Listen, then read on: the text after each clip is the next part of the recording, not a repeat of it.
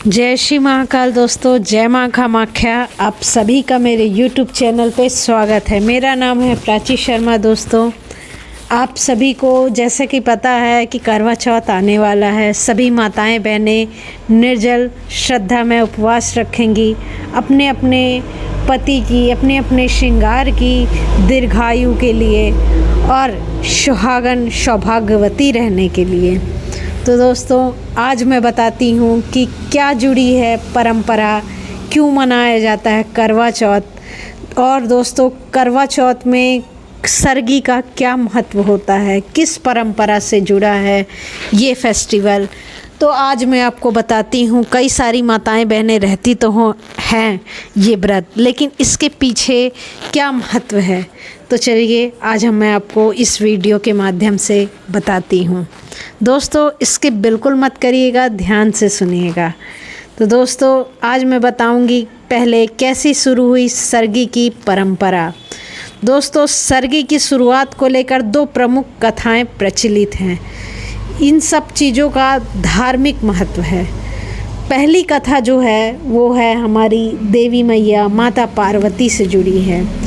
पौराणिक मान्यता है कि जब माता पार्वती ने भगवान शिव की दीर्घायु और कल्याण के लिए पहली बार करवा चौथ का व्रत रखा था, तब उनकी सास जीवित नहीं रही थी। ऐसे में उनकी माँ मैना देवी ने उन्हें व्रत से पहले सरगी दी थी, एक विशेष थाली जिसमें पौष्टिक और शुभ खाद्य पदार्थ थे। तभी से परंपरा यह बनी कि सास जीवित न हो तो मायके से माँ सरगी भेज सकती है। दोस्तों, ये थी सरगी की परंपरा माता पार्वती से जुड़ी। जो दूसरी कथा है दोस्तों, वो महाभारत काल की है। दोस्तों, महाभारत काल में ऐसा कहा जाता है कि जब द्रौपदी ने पांडवों की रक्षा और दीर्घायु के लिए करवा चौथ का व्रत रखा था, तब उसकी सास कुंती ने उन्हें सरगी दी थी। यह प्रसंग से यह मान्यता है कि और भी प्रबल हो गई कि सरगी ससुराल पक्ष की ओर से दी जानी चाहिए, खासकर सास की ओर से, जो उसे आशीर्वाद और प्रेम के रूप में बहू को देती है। दोस्तों, सरगी का बहुत ही धार्मिक महत्व है। करवा चौथ के व्रत की शुरुआत की जो परंपरा है वो सरगी से ही होती है। इसका मुख्य उद्देश्य होता है शारीरिक ऊर्जा प्रदान करना। जो भी व्रत के लिए हम संकल्प लेते हैं उसके लिए ऊर्जा प्रदान करना, सात्विक महत्वता बताना। लेकिन दोस्तों, इससे कहीं ज़्यादा अधिक है सांस्कृतिक और धार्मिक महत्व। यह सरगी सास द्वारा बहू को दी जाती है, जो आशीर्वाद और स्नेह का प्रतीक मानी जाती है। इसे ब्रह्म मुहूर्त या सूर्योदय से पहले खाया जाता है, जिससे जो व्रती महिलाएं हैं वो दिन भर निर्जल उपवास रह सके, बिना अन्न खाए उपवास रख सकें।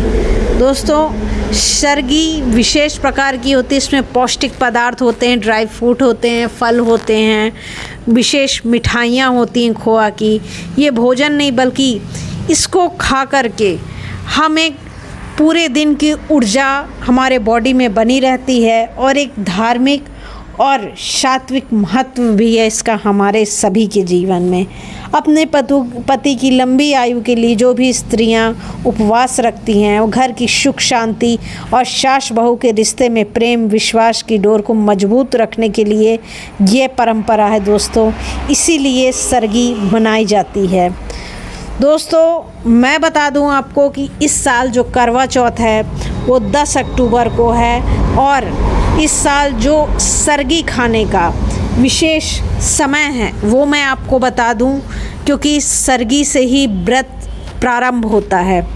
तो सरगी 10 अक्टूबर को ब्रह्म मुहूर्त सुबह 4:35 से 5:23 के बीच रहेगी। इस अवधि में आप जो भी सरगी अपने माता द्वारा, नहीं है तो मायके पक्ष में माँ, या नहीं है तो ससुराल पक्ष में अपनी सासू माँ के द्वारा ले सकती हैं, या फिर दोनों ही नहीं हैं जिनके, वो किसी भी माँ स्वरूप जिनको वो अपनी माँ मानती हैं, क्योंकि सृष्टि में सभी माएँ होती हैं। तो वो उनको माँ मान के उनसे सरगी भेंट करके और अपना ये सरगी का परंपरा बनाए रख सकती हैं। क्योंकि सरगी सिर्फ सरगी भोज्य पदार्थ ही नहीं, वो माँ द्वारा दिया हुआ आशीर्वाद होता है, जिसमें हमें ऊर्जा मिलती है पूरे दिन उपवास को रखने की। इसीलिए सरगी का बहुत ही विशेष महत्व है करवा चौथ के पर्व पर।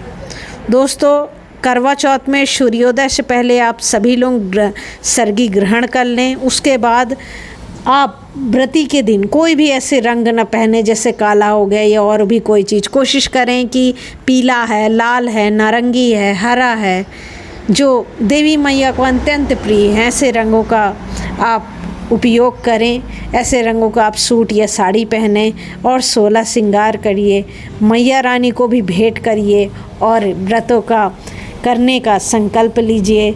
चंद्र को देखने से पहले पारण न करिएगा, मन को शांत रखिए और सात्विक विचार लाइए। दोस्तों, आगे आने वाले वीडियो में मैं आपको पूजा की विधि और पूजा का समय और मुहूर्त बताऊंगी। जब तक के लिए